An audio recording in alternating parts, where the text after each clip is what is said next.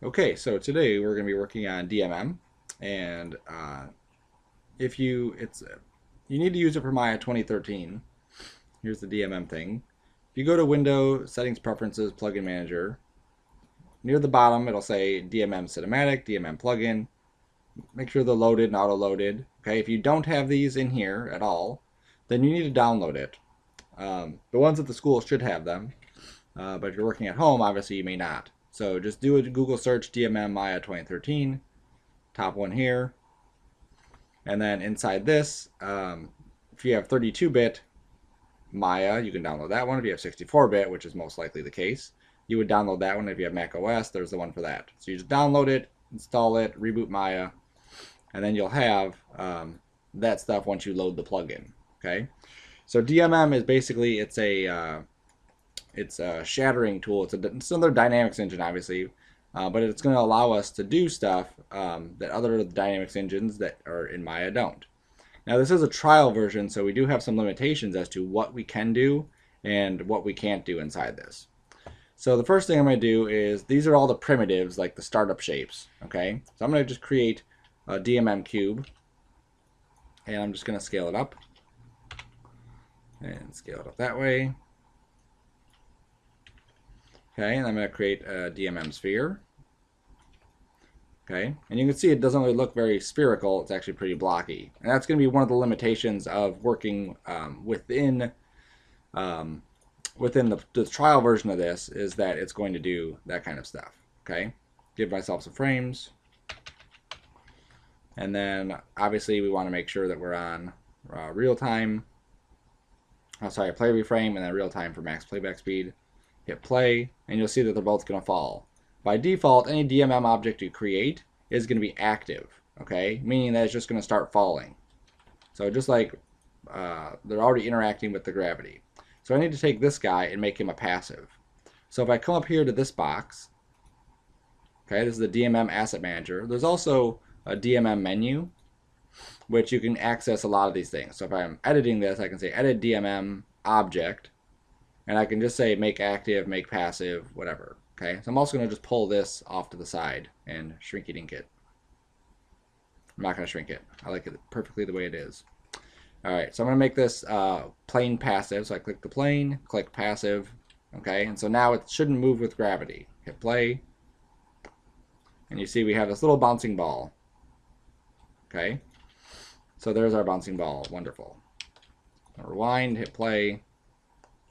Now one of the I'm going to call it the silly things about DMM is that if we go to hit Control A, we get 4.5 billion tabs here. All of these tabs. Here's the original stuff that we had. We get this DMM tri-mesh, the DMM object, the DMM driven, DMM sim, output mesh, polysphere, polysurface, whatever. Okay, there's our material. Here's our other stuff. Here's the scene node for our DMM scene. So here's where we can play with the gravity. Here's where we can change our scale. Here's where we can change some other parameters. Here's our time attribute. Here is some material attributes. Okay. So one of the things with DMM is it's all based on, the dynamics are all based on essentially the material. Okay. So there's an easy way to get to that instead of going to the attribute editor and then trying to find this material node. All right. So I can click on it right here. This is the material one. All right. If I go to DMM material, I can say select DMM material node default, and then hit Control A, and it'll take me there. Okay. Now these settings are not as user friendly as some of the other ones. Okay. And we're only going to play with a couple of these to do what we need to do. One of them we're going to play with is the stiffness. Okay. Right now, as this thing is bouncing, obviously it's not stiff, it's more jelly-like. And as I take these numbers down, hit play, you see we get more of a jelly-like look to this. And as I take them back up, I'll just add a 0 in the middle. You see how we get a little bit more rigid. And as I take it up even more, and that was a drastic change. That's from 4 million to 40 million. You can see how we're bouncing still a little bit, but a little bit less. Okay, and I'm going to take this up maybe a little bit more. Okay, so now there's obviously a hard object that just fell. All right, now one of the cool things about DMM, I'm going to create just a triangle here.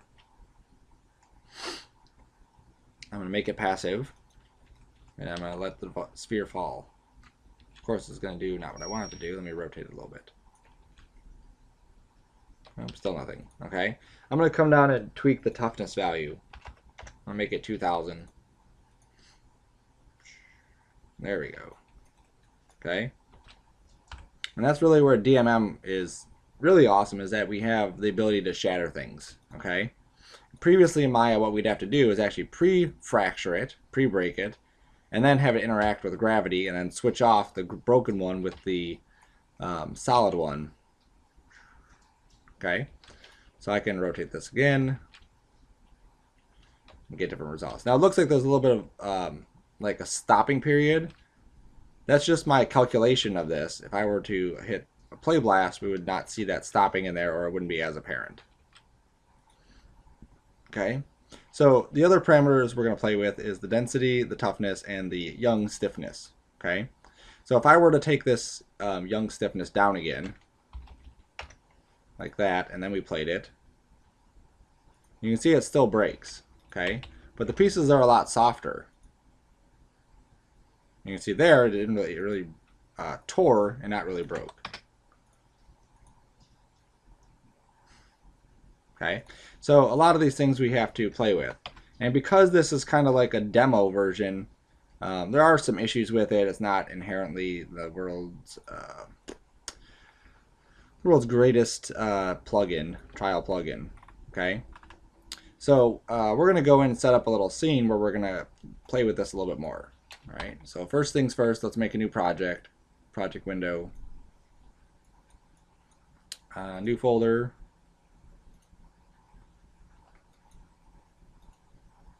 2550 work right there, looks good, and we'll call this DMM Sarcona, and DMM stands for dynamic molecular something.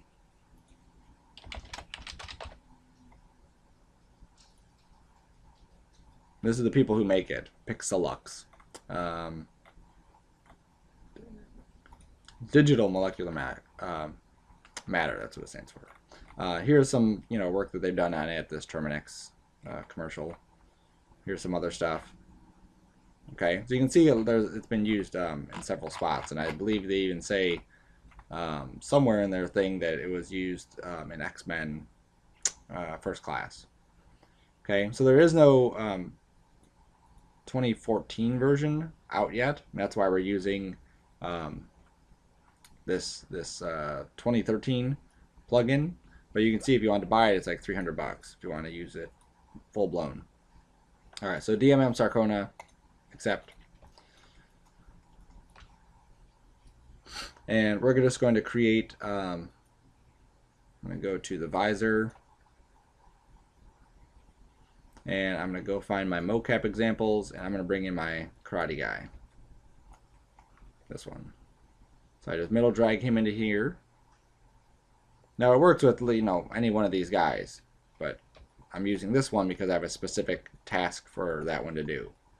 So here is this guy, and here's what he's going to be doing. He kind of does a couple fake punches, and then boom, there's the big punch. Okay, so that big punch, I want to have him like punch through a brick wall or a block or something. Okay,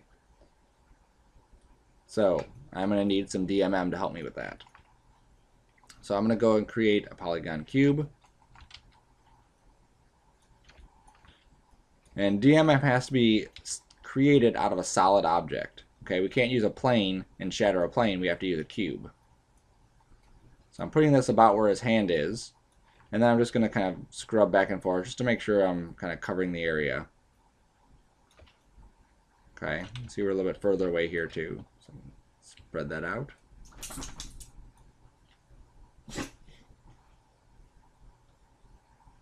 Alright, so that should be good. Okay, so then I'm going to go to these faces here, and I'm going to go to extrude, And if I go to this and I pull it out, you can see how we're getting triangles. If I go to thickness and I pull this out, haha, no triangles. No weird shapes. Okay, so here's his breaking area around here. And then the rest of this is going to be just like wall. So I'm going to have one part of this that's going to be totally inactive, and I'm going to focus my DMM efforts in one area.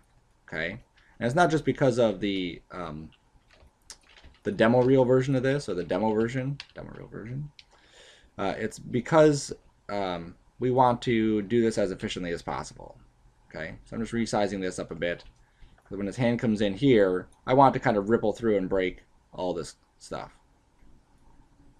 Okay, so I'm going to go and extract these faces. So I grabbed those 3 faces there. Oops, looks like I scaled it out that direction. I didn't want to do that. I'm going to go to the top view and just verify that I'm good here. There we go. Okay, and you can create this however. I'm doing it this way just because it's, I think, a little bit easier to do it this way than try to match up another surface. Okay, and if I click off, obviously it doesn't look like there's any difference in those 2 surfaces because there's not. It just flows from one to the other. So I'm going to grab those 3 faces. I'm going to go to Mesh, Extract, and that'll pull the 2 surfaces apart. Okay, then I'm going to go to my Isolate Select, and I'm just going to fill in these shapes. So Edit Mesh, Append,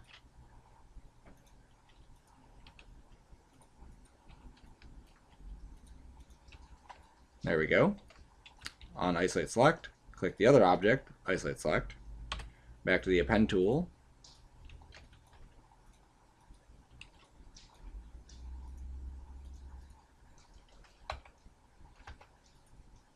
There we go. Okay, so I basically have a cube here, and then I have this other kind of shape on top of it. Okay, this cube is where we're going to add our DMM, right?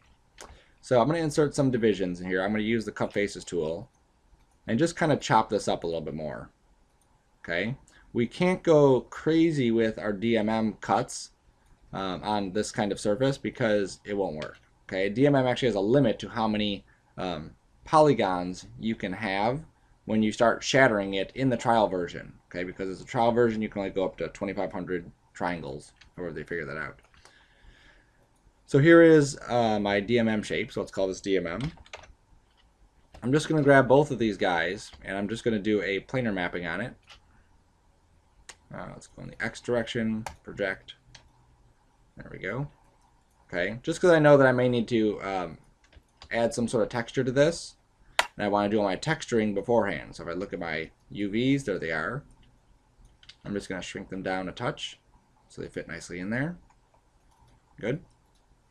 Okay, so now let's make this guy a DMM. Okay, now we played with these. Okay, you can just grab one of these if you had one of those.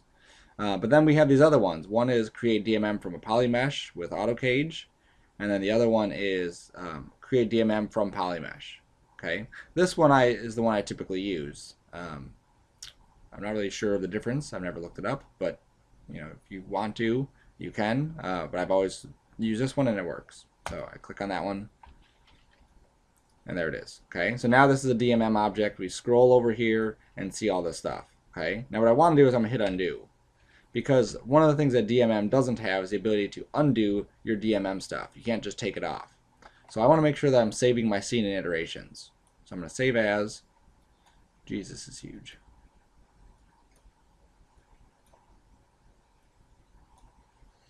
Okay, DMM startup, no DMM, 01.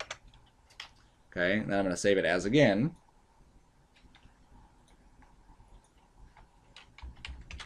Yes, DMM 01. Okay, so now this is the one with DMM. So I'm going to delete the history on this object. There we go. I've given myself enough frames. And then I'm just going to click that button again. Okay, so now I have DMM on here. Now sometimes it'll do this where it just goes blank. That's, you know, somewhat normal. I'm just going to reassign my Lambert to it. There we go. Okay. So now you'll notice that there might be a little flickering around the edge. Okay. When we render, we shouldn't see any flickering. It should just be a solid render. Okay, and that's what we're getting. All right. So now if we hit play, you'll see that our DMM object is just going to fall. Okay? There's no reason for it to stay up there. It's dynamic, it's interacting with gravity. It's basically just like the sphere was originally. So we have to get this thing to stay in place. Now if we added an object underneath it, maybe it would stay in place. There's a possibility, okay? But there's a better way to do it. Up here, see where they have this plus sign and then there's a green box and a red box, okay? Or DMM asset, add new DMM region to DMM object, add a DMM passive region. Okay, that's what we're doing, is creating a passive region. And what we get is this green box. And I'm going to put the green box on the border right there. And I'm going to kind of isolate it to just the border. I can't duplicate it and get it to affect it still, so I'm going to click on this, and then I'll just use that little shortcut.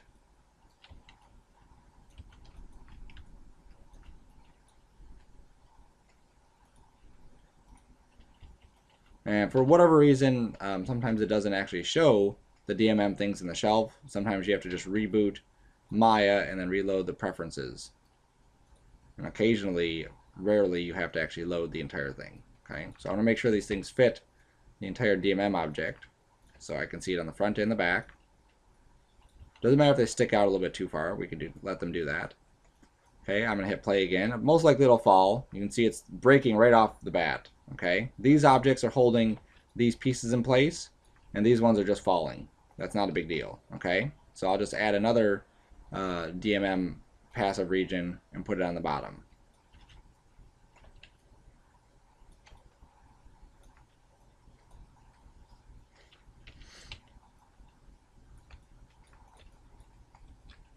Okay, and it's still falling. Okay, so at this point we really need to edit our attributes in order to get this thing to stay in place. And yours is going to be different than mine. My shape is going to turn out different than yours. Everything is going to be different. So you have to kind of understand the parameters and tweak them how you need for your scene.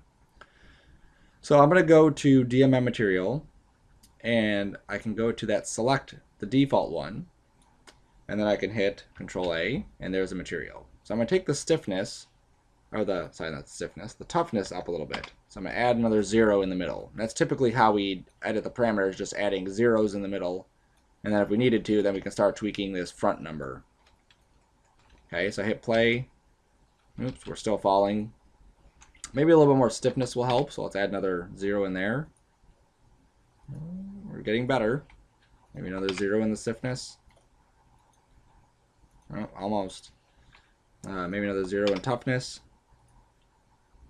We're almost there. Okay, I think if I just take this box and make this box just a tiny bit bigger, I think it'll help. Still got a little bit of cracking. Okay, and this is just the game we play. Back to the DMM material node, which is that guy. Another toughness. Okay, and you see the toughness actually maxes out at a certain level. Okay, and at this level, I'm locked in. There's no wiggling around. Okay, now you see that he's going to hit it, and it's not going to move. Okay, nothing's happened here. So what I have to do is I have to collide something with this. So I can't collide his whole object with this because DMM would just give me an error. Okay, and let me show you what the error is going to be, just so you can see what we would get. So I'm going to make a polygon sphere. And it looks like a nice sphere. I'm going to convert it to a DMM object. There's it converting it to a DMM. Because it's more complex, we get that. Now when I hit play, I get this message that pops up that says, this is a message from DMM. The maximum number of 2,500 live simulation elements has been reached. Please reduce the number of DMM tetrahydra to continue or purchase the full version to remove this limit. Here is the ID for your computer. Okay. So that's what the message is we would get. So we can't do something that complex. But what we can do is I can create a cube, or one of their basic spheres. Cube works best because it has the least amount of divisions.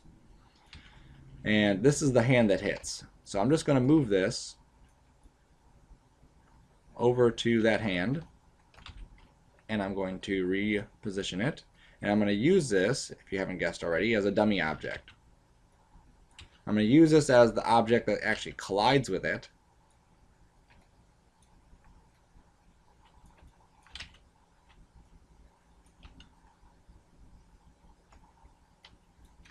instead of having his hand actually collide with it. And I can just hide this shape, okay? That should be good. Okay, a little bit of poking through is not going to hurt anything. So I take the cube, I shift click one of his hand joints here, and I hit P to parent it. Okay. I also have to make sure the cube is passive. Passive. There we go. All right, so now we hit play. And we watch him, and he should, boom, hit it. Now you can see how it's a little bit jiggly, and you can see how we have basically like big shards of material flying out. I don't want big shards of material, number one. I would rather have smaller pieces in here, and I definitely don't want the pieces to jiggle. Okay, so I'm going to rewind. I'm going to go back to my edit material, and what I'm going to do is in here I can play with the stiffness. I take the stiffness up another 0, and then that should get rid of some of the jiggling. Some of it's actually coming from it being too tough and his force hitting it. Okay, so you can see how we're getting a little bit of wiggle here. It's a lot better than it was. The wiggle that we saw was basically him in there. Okay, the next step I think will take care of some of that. So these pieces are basically all of those pieces that are breaking separated and laid out. So what I want to do is edit this. So I'm going to go to my change triangulation parameters. Remember, this is up here under edit DMM, edit DMM object. I can pull this tab off and then get all those settings. So I'm going to go to change triangulation parameters. And in here, I wish I could resize these. Whatever.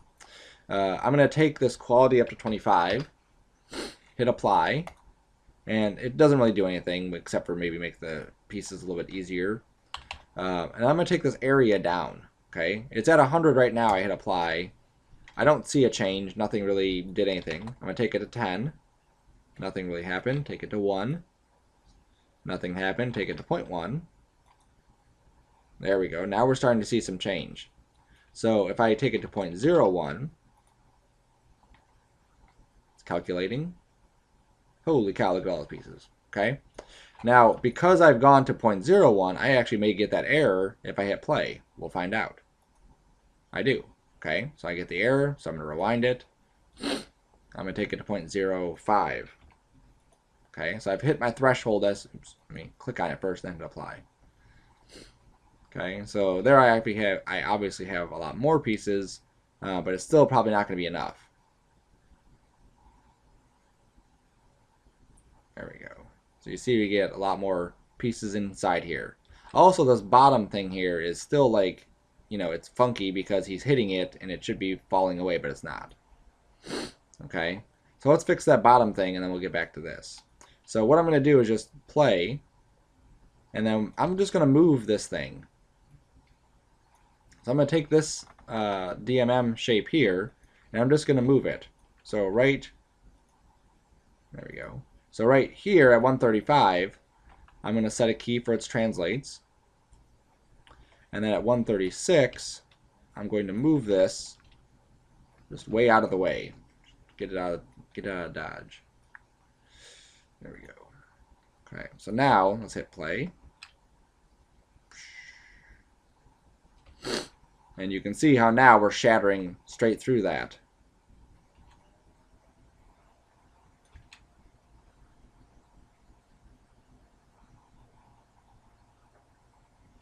Cool. All right, so now we can go back to our change triangulation, which is still down here. We can take this. You see how it resets it every time I click this button. It just pops it back up. It's not reading from it. I could always go into this guy here and see what his area is. And for whatever reason, this thing doesn't seem to work very good. Sometimes it does, and sometimes it don't. So I always go to this. So it was at 0.05. Same thing. So maybe 0.04. Now we got a little bit more. 0.03. There we go. Let's try that and see how that's going to look. Oops. Hit play.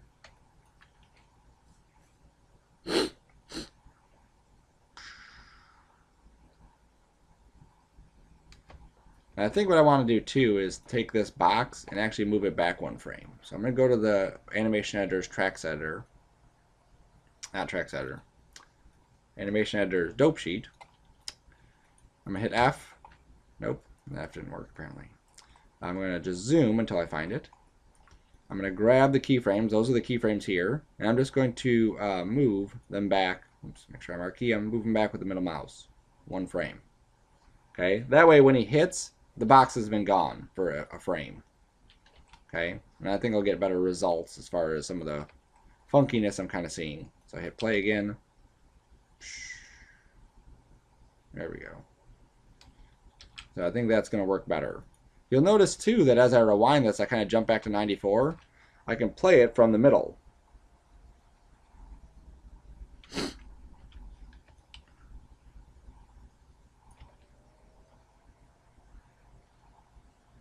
Okay, now they are going kind of slow, so maybe we want to go into our DMM scene. So I can go under the DMM scene menu and go to select, active DMM scene node.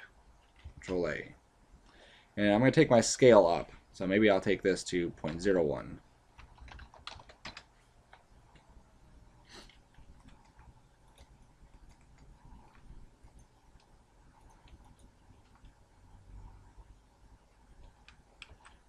Let me rewind it and play it again. I may want to take it up instead of taking that down.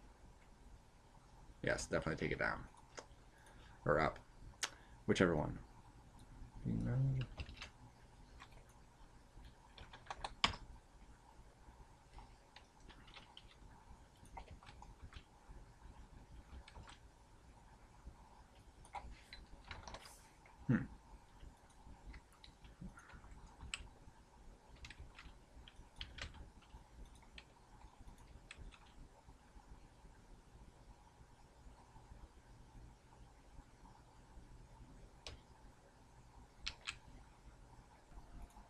Okay, so what I've done is I've taken my scene node and I set it to 0.1, and I'm setting it to 0.01. Okay, but if I set it to 0.1, just so you can see what's going to happen, let me jump. You see it is moving, but it's just not moving very much. Okay, now if I take it to 0.01, I rewind, I hit play, nothing really happens. I mean, there is a slight movement, but nothing crazy. And the reason for that is once we start playing with the scene scale, our material properties here need to be adjusted as well. So number one, the toughness needs to come down. And the stiffness will need to come down. And now we hit play. Jump. Okay, we get a little bit more movement, so let's take those numbers down again.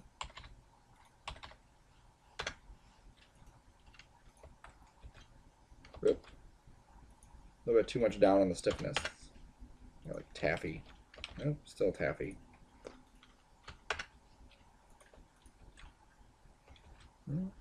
Toughness is still up pretty high. Let's take this to 10. I accidentally hit play blast. Rewind. Let's jump.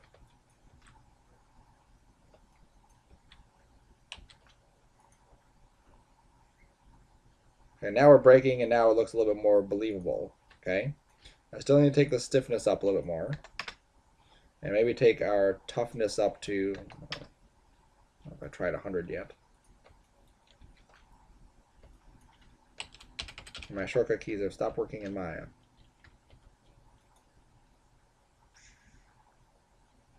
Okay, almost there.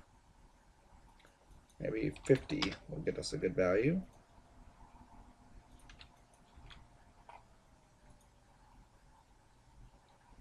There we go. So 50 seems to be a good value where we're getting a good scene scale and fall and everything else. Okay, so let's rewind. We hit play. We don't see any cracks in here, which is what we want. And he hits, and just shatters it.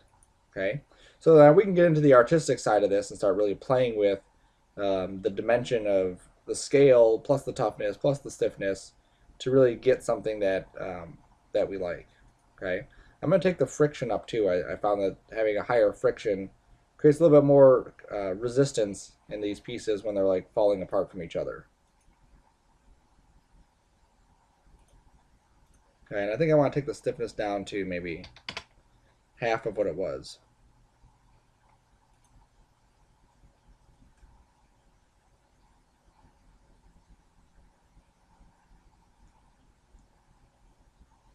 Okay, maybe not half. Let's put it back to where it was. It was good. It was just seeing what we could get. Maybe even a little bit more stiffer. Let's add a 0.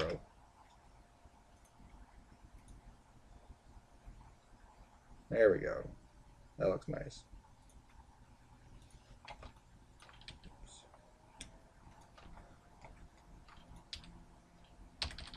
My shortcut keys have stopped working. Alright, I'm going to save my scene as. I'm going to go with version 2, save as, close Maya, and reboot it. I'll be back. Alright, shortcut keys are working again, so we're good. Alright, so now let's rewind, and let's see where we're at with this.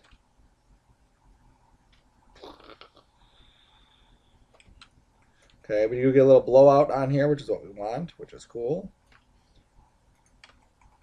Okay, we can have more stuff happening inside here too. Like if I really wanted to really enforce this thing kind of being blown out, I could do that as well. If I go into my regular fields, where are my regular fields? Right there. And I created a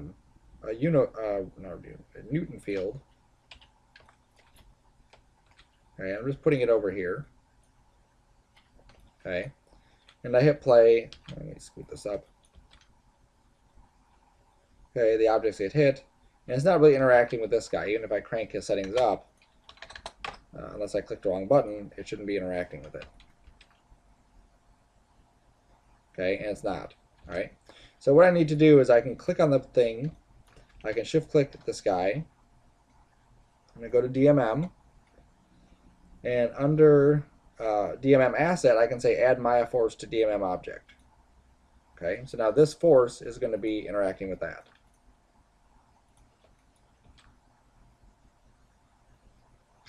And the second it breaks off, you see that it just gets sucked right into it. It's obviously not what we want. It's obviously too strong and whatever else. So I'm going to grab the field. I'm going to put it down to maybe 10, but I'm going to make it a -10. Okay, if I make it -10, what should happen is it should push away.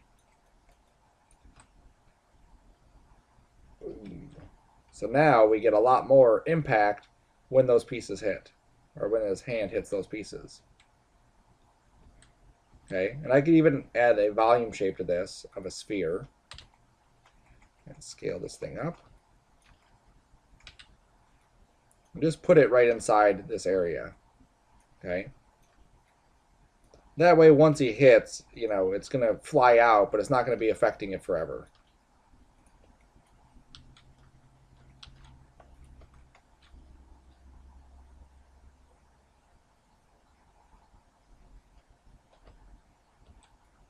There you go. So now we got some nice blowout on this one.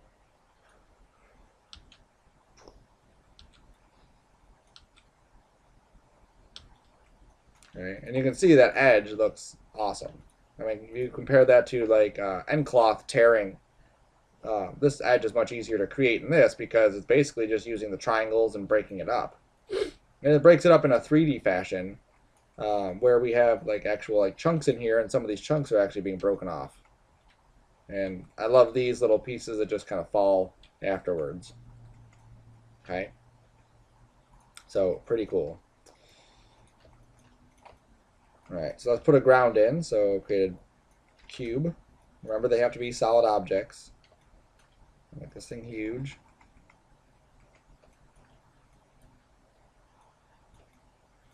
There we go. We'll go to our settings. We'll make it passive. And it doesn't make sense that this thing is just kind of floating, so I'm just going to create actual polygon cubes.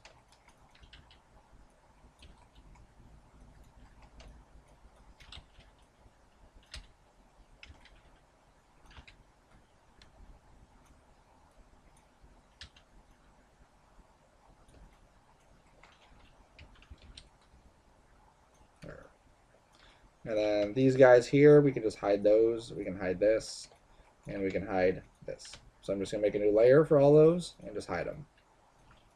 Okay, I'm going to save as version 3.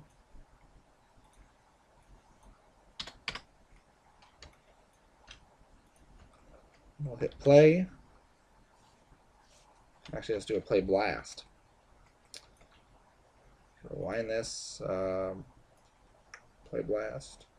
I set this to if to Maya encoding from window scale 1 play blast. And then we can see what this is going to look like.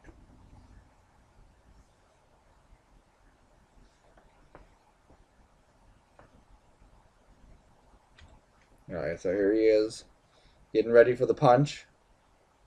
Boom! All the pieces fall on the ground, he backs up. And it actually looks like some of the pieces might be falling through the ground.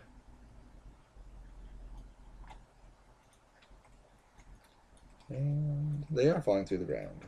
It's odd. Okay, so what we have to do on the ground here,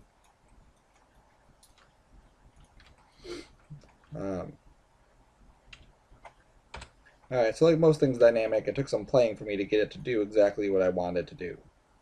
Alright, so first things first is I shrunk the size of the plane. Focus my area here as opposed to having this huge plane, and if I wanted to have a bigger plane, I could just extend or make a new plane that just goes further past this. Okay, that's not a big deal. The other thing I did is I went to the DMM change triangulation parameters, and I really lowered this value to get more triangles on here to increase the amount of movement in there, or to increase the amount of collision objects.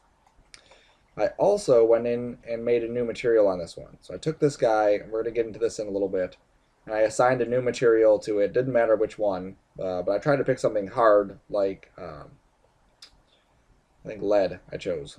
Okay, so that I can go to the material for this and crank the stiffness up, crank the toughness up, and then I could play with the density. And I found that one, having a low density in this case, worked better than having a high density. At high density, I was falling through. And then the thing that really helped it was I grabbed the scene node, and I just cranked up these sub-steps. Okay, it was at 8, and I made it 64. And what this is going to do is it's going to just do better collision detection. Okay, sometimes it will be, it just, the math out here is what's making it fall. Sometimes it's just not calculating correctly, so then we can crank this up. So you can try several different options to get those things to work. At the end of it, though, you really have to consider what you're going to see. Like, if my goal is to just have this guy kind of come in and smack this thing, he's going slow, obviously, but he comes in and smacks it and breaks it, and that was my goal, is to just have that kind of thing happen, and then my essential camera cut would be kind of cut shortly after this, or maybe I switch to a camera view here, and I'm not even showing the floor, then it's really kind of a moot point that you don't need to show or need to really worry about the floor. Okay. Okay. The other thing that's kind of funky is if I turn my layer back on, you can see how it's intersecting this thing. I'm just going to rotate that slightly. Oops, I have to rewind in order for it to actually update. So I'm rotating it slightly, just so that when it comes in, it doesn't come in perfectly straight.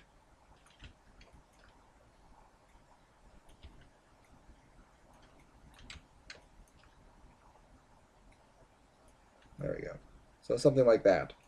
All right, so I'm going to save this scene. We're going to jump to a new scene, and I'm going to play with some of the settings here. So I'm going to go and create a cube,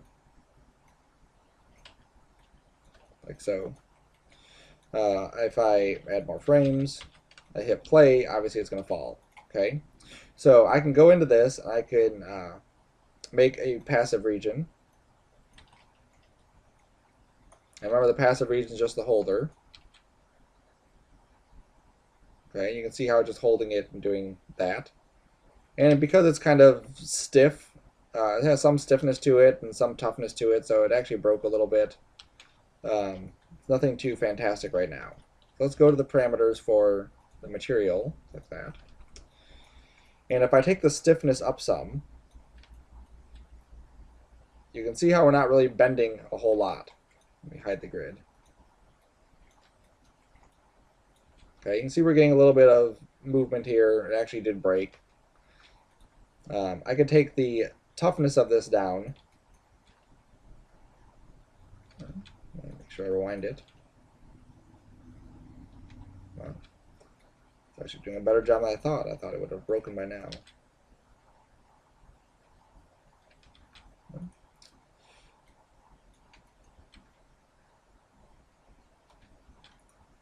Let me take the stiffness up a whole lot.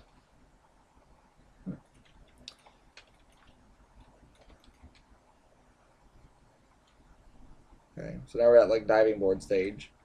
I'm gonna play with the density of this. The more dense this thing is, the more kind of mini calculations it's doing. So now as I rewind this and hit play, you can see we get a slightly different type of animation. Let me grab a sphere, and we're just going to have the sphere fall on it.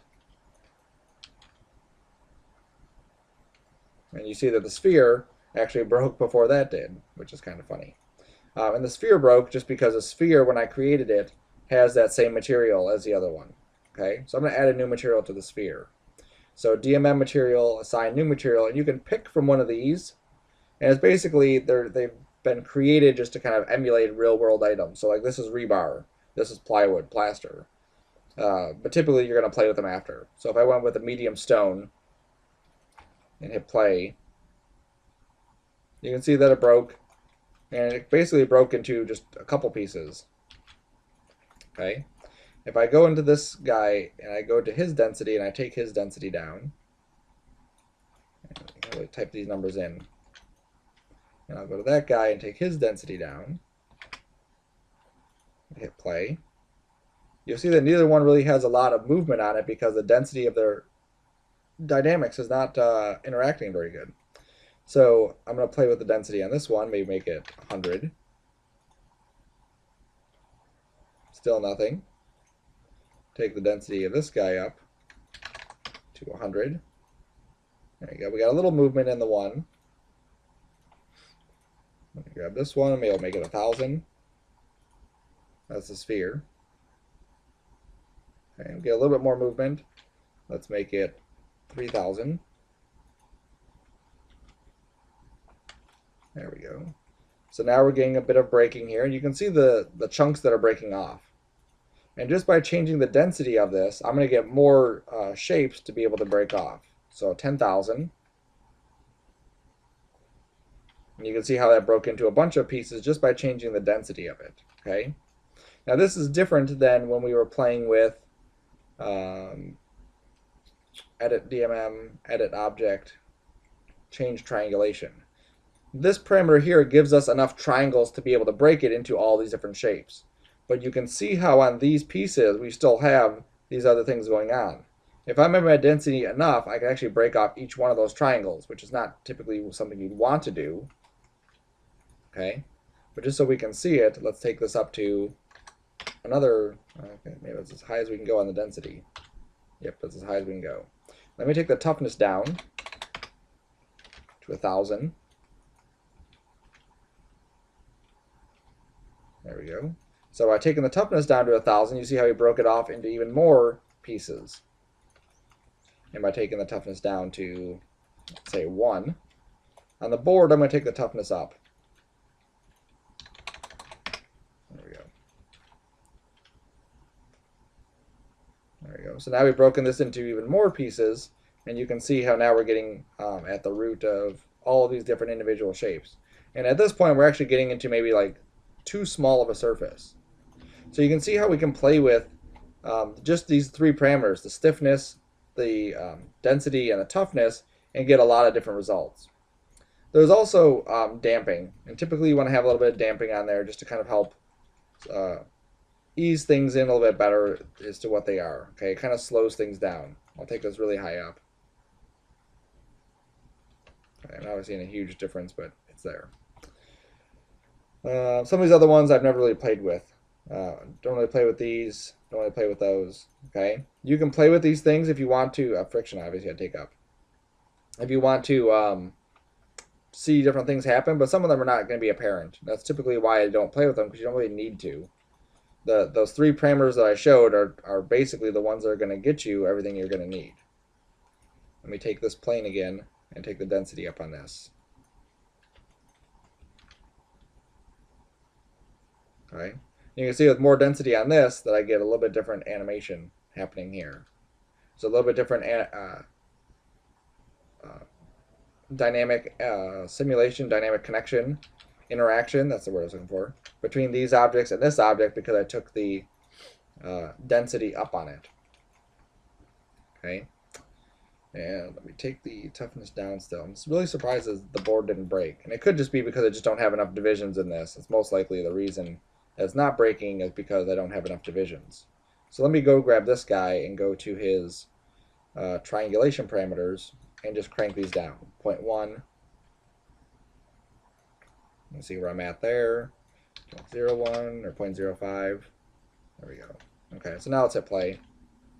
And most likely, there we go. We're breaking because we don't have a whole lot of stuff going on. So let me take my toughness up some now. Up a little bit more. Up a little bit more.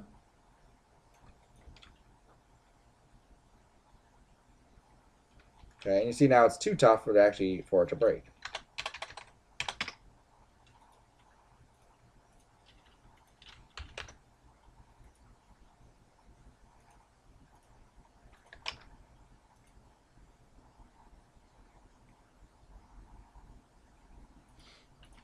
And the cool thing is too, we can also scale these afterwards.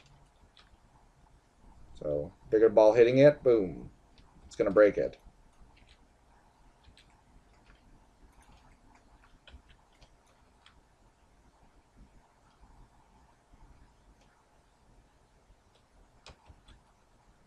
Okay, so like I said, this is one of the cool dynamic engines that's available. Even though it's a free version that we get, it's still cool.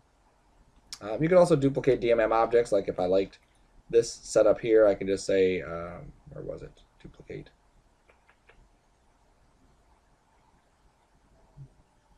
Right there. Duplicate DMM object and scoot it over, and then I'll have basically an exact copy of the one that I had.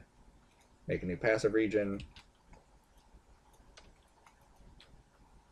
There we go. Now this one's interacting different just because this passive region is a little bit bigger. So it's capturing just a different area of that object. Let's duplicate this one. Scoot it over. Okay, and obviously gravity is going to affect this. So the further this object is away, we should get a slightly different result. It may impact with a little bit more force. There we go. You can see that this one actually kind of broke a bit now. It didn't fully break, but it broke a little bit, cracked it. Okay, we could also take our material and we can duplicate the material. So that was the default. So I'm going to duplicate it. And then I'm going to go assign the duplicate to it. And then I can edit the parameters for it and maybe take the toughness down a notch.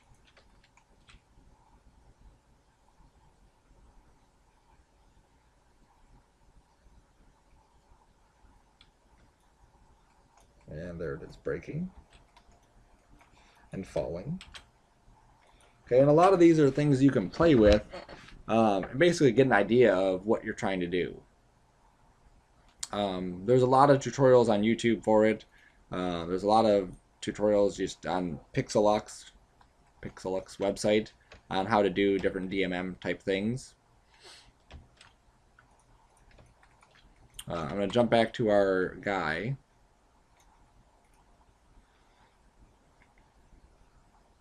Okay, I'm going to turn that off. Okay, now we have to pay attention also to some of our materials, because when we start adding materials to this, like I say, okay, I want a picture of a brick. So I go into Maya, but I'm just going to switch to a blend just so Maya displays it a little bit easier. I'm going to click on color, go to, I'll just use grid. Where is it? There it is. I hit 6. Okay, there's my grid. Remember we laid the UVs out for this, so they're already set. You have to do all that stuff kind of beforehand. Viewport 2.0. Okay, there's my grid. And he's going to come in and hit it.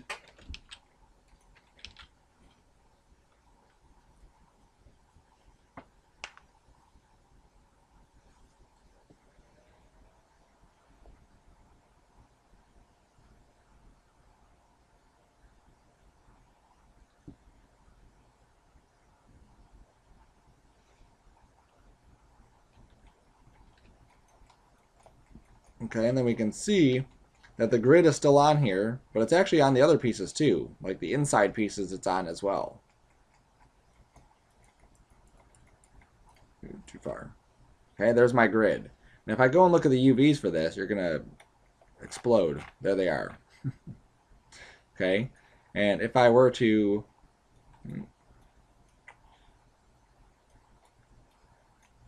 come on, go frame by frame, you can see that, you know, the grid, even though it's kind of hard to follow any piece in here, the grid is essentially it's sticking to where it needs to stick to. Okay, but obviously it doesn't work having a grid on the outside and then that weird thing on the inside. So what we need to do is I'm going to isolate this. I'm going to go to the top view. I'm going to right click. Oops. I'm not going to right click because it won't let me grab faces.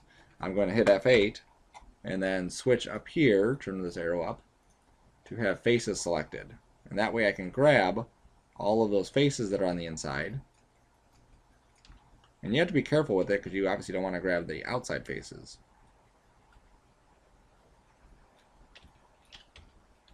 Okay, so I think I have everything. If I missed one, you know, I can always grab it. And then I can go to, if I go to wireframe, you see that I've only grabbed the outside faces though. And then as this thing gets broken, we have like inside faces that get created. So if I go to 130, there's a breaking, and you can see all these extra faces that kind of get created after we're done. Okay, so what I need to do is I need to turn on those inside faces. So I'm going to hit F8 again. I'm going to go to edit DMM, show DMM shape, and one of these,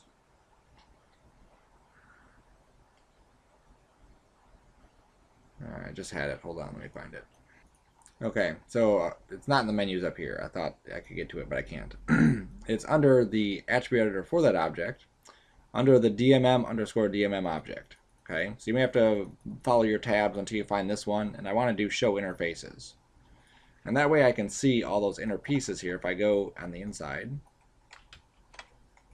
I can see all of these inner things, even though it doesn't make sense to us and what we're seeing, but they're there. Okay, so now I can hit F8, go to my top view, marquee, all those interfaces. And again, you want to be careful you get all the faces in there. And it's going to be a little bit tricky, but you'll get them. Okay, so I got all the other faces. And I'm going to go to assign new material, another Mia. I'm going to do a blend. You can see it easier. And then I can assign, you know, a file if I needed to grab a file of some sort of, you know, whatever, dirt or something. I'm just going to throw a ramp on it just so we can see the effect. Okay, so now I rewind. We jump to 120. We hit play. Oops. Let me hit show interfaces off. There we go. I don't want to see them all the time.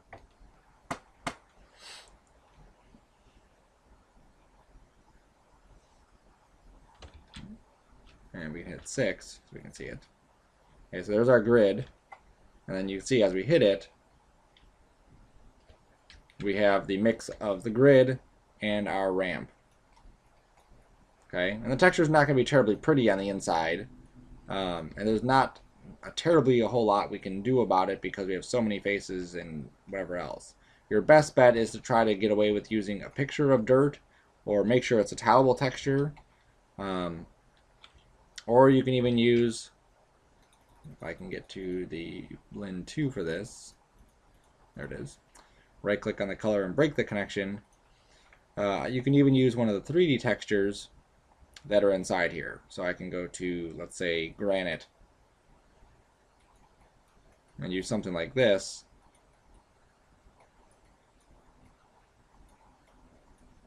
okay, for the inside coloring. I just have to make sure that I grab the pieces and then go to create texture reference under texturing, and then hide that.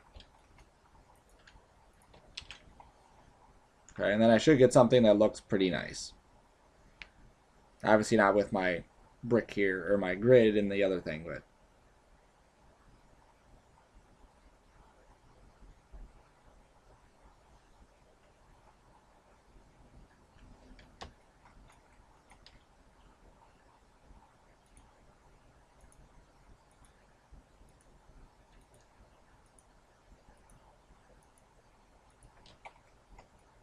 now it looks like the texture might be changing on that piece. Let me just render it and see.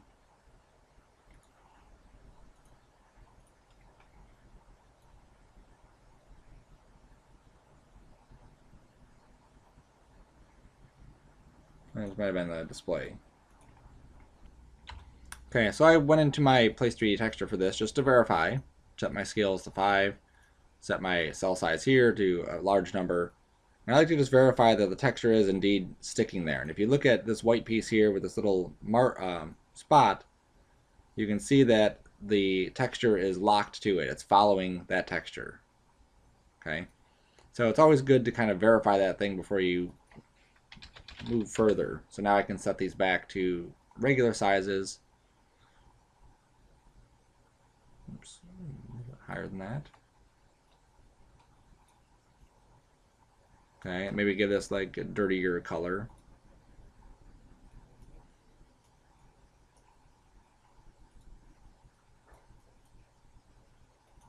There you go.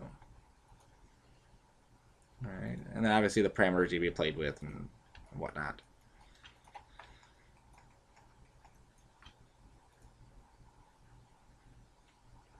Destroyed. Then we can isolate that and check out our guy. Okay, you see that our guy is not actually even showing up in our rendering, which is odd. Usually he does. I'm going to try rendering this mental ray. It wasn't working last night. Yeah, mental ray seems to have been broken on this computer. I need to delete some stuff. But this guy comes in with this weird Phong shader. Here it is. And you can't assign a new material to him. If I go to assign a new material and I go to blend, you see that the blend is still not connected. I click him, the Phong's still here, the blend is not. So the only way I found to get rid of that is to select the Phong from here, hit delete, there we go, and he becomes green, meaning he doesn't have a texture assigned to him. Then I can assign whatever I want. Now I can assign a blend, color it yellow,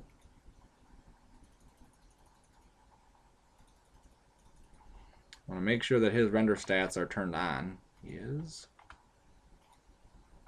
Yep, all of his shapes seem to be enabled. Well, it's odd that he's not showing up.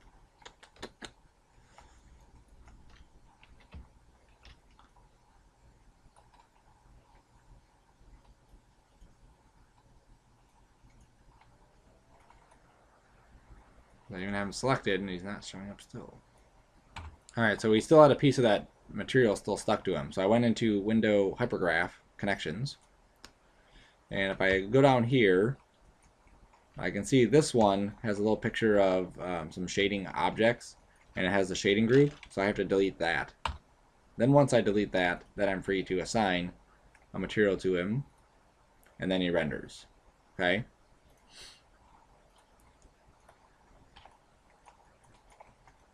Alright, no pieces are falling through.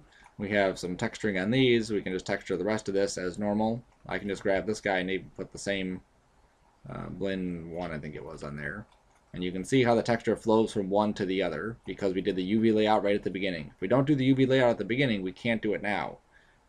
It actually like freaks out because you can't delete the history on these things. So when you project it on there, it tries to update it and ... Okay? So always make sure you do that, and always make sure we're saving iterations of this thing. We have so far 4 versions of this that we've dealt with. I'd probably save another version. I still want this to be, oops, I guess ASCII. And then we'll say this is number 4.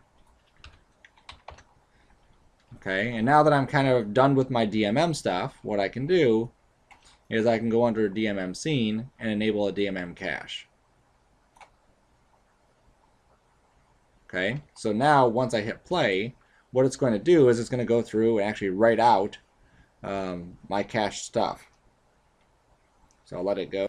Okay, so we have our caches done, and it plays back a little bit quicker. You can see I can actually scrub through and get the same results every time, which is important. And if I go to my scenes folder, here is my cache right there. 83 or 88 megabytes is written out to my scenes folder and not anywhere else. So I need to make sure that if I do render on multiple stations, that I take my entire project, including this, that way it's all kind of linked together. And if I want to make any changes, I have to go in here and disable the cache and then get rid of it. Okay. Now I can also save the cache animation, drop it into a folder, and then come back and reload that cache animation and have different iterations of this whole thing. Okay. So that's it. All right. So that should be enough to get you going. You could also, just as a bonus feature, you could also do things like take one of these guys, duplicate them, unlock their stuff, move it, there we go. And he's frozen, he's not animated at all. And I could take faces off of him, like that-ish, and say mesh, extract, there we go, just like our other thing. And then I could make this my DMM object and have something come through and smack that and break it into 1,000 pieces. Okay, we can't do it on an animated object just because of what we would be doing, unless the animated object is a solid piece. Like this leg here, if this was a solid piece right in the middle, we could probably do it in here and kind of blend the seams and get away with it, maybe, possibly. Okay, it would take a lot more work than we have time for on this assignment. Okay, the goal is just to get you familiar with DMM so you understand what it can do and how to work with it. Awesome. Okay, so that's DMM, and have fun with it.